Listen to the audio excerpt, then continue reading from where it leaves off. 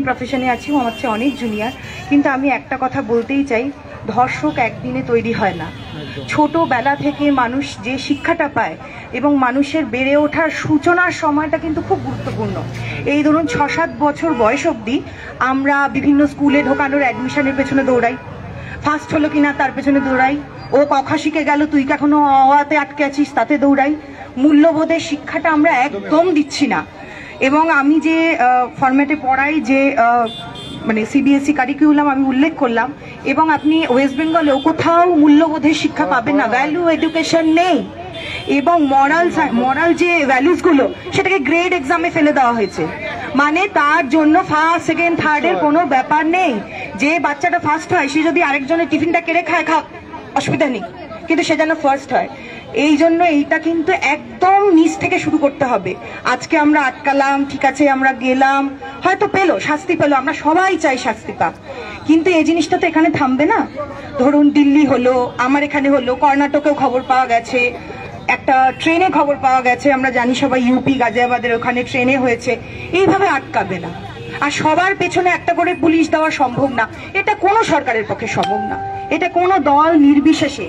তাই আমরা আজ থেকে শিক্ষা দেব, মেয়েকে যেমন দেব ছেলেদেরও সেরকম শিক্ষা দেব, সবাইকে শেখাবো মেয়েদেরকে সম্মান করতে একদম ছোটবেলা থেকে। যে তুমি কাঁদতে পারো, মেয়েদের মতো কেঁদো না, মেয়েদের মতো ন্যাকামো করো না, এগুলো বলবো না। তুমি মায়ের মতো হতে চাইতেই পারো, তুমি মায়ের মতো হতেই পারো, কোনো ব্যাপার না, অসুবিধা নেই তাতে। এইটা প্রথম থেকে বোঝাতে হবে। এবং এটাও বোঝাতে হবে যে কে কি পোশাক পরলো তার উপর তোমার তাকে সম্মান দেওয়াটা একদম ডিপেন্ড করে না, তোমার সেটা অধিকারের মধ্যে পড়ছে না। তুমি শেখো, তোমার বাবা মা তোমায় কি কালচারে মানুষ করছে, তোমার বাইরে চলা সেটা তোমার পরিবারকেও রিপ্রেজেন্ট করে যে তুমি কোত্থেকে এসেছো।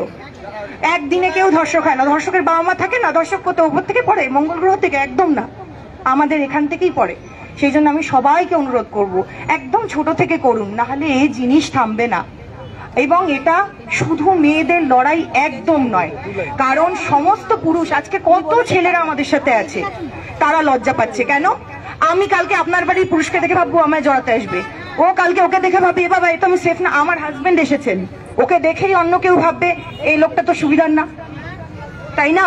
পুরুষদের এটা সবচেয়ে বেশি লজ্জা, মেয়েদের তো লজ্জা বটেই, যন্ত্রণা, পুরুষদেরও লজ্জা। আমি সব বাবাকে বলবো, সব মাকে বলবো, ছেলেদেরকেও একটুখানি সংবেদনশীল হতে শেখান। যে কারোর লেগেছে বা কেউ বাসে উঠছে, হাত তুলেছে, তার গেঞ্জিটা একটু উপরে উঠে গেছে, সেদিকে তাকানোর মতো কিছু নেই।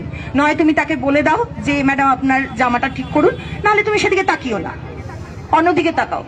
এই এডুকেশন। আর মোবাইলে বাচ্চা কি দেখছে, মোবাইল, করোনা এসে একটা সত্য হয়েছে, করোনা চলে গেছে, কিন্তু আরেকটা করোনা যে সাংঘাতিক করোনা দিয়ে গেছে, এটা আপনারা সবাই বুঝতে পারছেন, আমরা সবাই জানি। মোবাইল কিন্তু আরো ইনস্টিগেট করছে।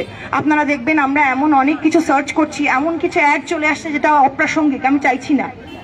আমরা বাড়ির সবার সামনে একটা কিছু দেখতে পাচ্ছি না, ফট করে একটা অ্যাড চলে আসছে। এই জন্য বাচ্চাদেরকে আমরা তো নিজেদের কন্ট্রোল করতে পারি, তবে আমরা আর বলতে পারছি না, কারণ যারা করেছে তারা আমাদেরই বয়সী, তারা পারেনি। তাদেরকে মানুষ তো ছাড়ুন, জানোয়ারও বলতে পারছি না, কারণ এক শ্রেণীর জানোয়ার একই শ্রেণীকে খায় না। গন্ডারকে মারতে যায় বলে তো আমার জানা নেই, যাই হোক হয় হয়তো। কিন্তু আমি সবাইকে রিকোয়েস্ট করব, আপনারা সবাই শুনুন, এই ধর্ষণ না হলে থামবে না। এটা একদম বাড়ি থেকে শুরু হয়। আর বাচ্চা ছোট থাকতে থাকতে, 16 বছর 17 বছরের ছেলেকে শেখানো যায় না, ছোটবেলা থেকে করুন, ছোটবেলা থেকে, একদম ছোটবেলা থেকে। যে কেউ যখন আপনাকে না বলছে, যেটা আমরা অলরেডি পিঙ্ক সিনেমাটায় দেখেছি, না কে সমাদর করতে শিখুন। হতেই পারে আমার কোনো ইয়েতে না সাড়া দিল না, কিন্তু এরকম মানে করা একদম ঠিক নয়। এবং সব আর একটা জিনিস, বাচ্চাদের কাছে সেক্স এডুকেশনকে পৌঁছাতেই হবে, ওটা সবার আগে দরকার। হ্যাঁ, আমরা এরকম লুকিয়ে থাকি, লজ্জা পাই, এই শব্দটা শুনে ফর্মে সেক্স ফিল আপ করতে গিয়ে লজ্জা পাচ্ছি আমরা, না এটা যেন না, এটা একদম। হ্যাঁ, এবং আমরা পড়াতে গিয়ে, যারা বায়োলজি পড়ায়, আমার হাজবেন্ডও বায়োলজি টিচার, খুব সমস্যা, এই জননের চ্যাপ্টার সে আর পড়াতে পারছে না কিছুতেই। এটা কেন? কারণ বাচ্চা তো বাড়িতে বাবা মার সঙ্গে খোলাখুলি বলতে পারছে না। এই জায়গাটাকে আপনারা খুলে দিন, যাতে বাচ্চা যদি তার মনে এরকম কোনো চিন্তা আসে, সবার আগে আপনি জানতে পারেন যে ওর মধ্যে একটা বিকৃত রুচি জন্মাচ্ছে। বা একটু একদিনে হয় না, কোনো কিছু একদিনে হয় না, এটা আমার আপনাদের কাছে রিকোয়েস্ট। ব্যাস এইটুকুই বলতে চাই। আপনারা সবাই সুরক্ষিত থাকুন, ভালো থাকুন, এবং কাউকে যদি রাস্তাঘাটে দেখেন একটু আওয়াজটা তুলুন যে সে তার বাসে কিছু হয়েছে, ট্রেনে কিছু হয়েছে, আমার তো হয়নি, আমি বেরিয়ে যাই। এটা প্লিজ করবেন না। Thank you. সবাই এসছেন, খুব ভালো লাগলো। Thank you so much. আমি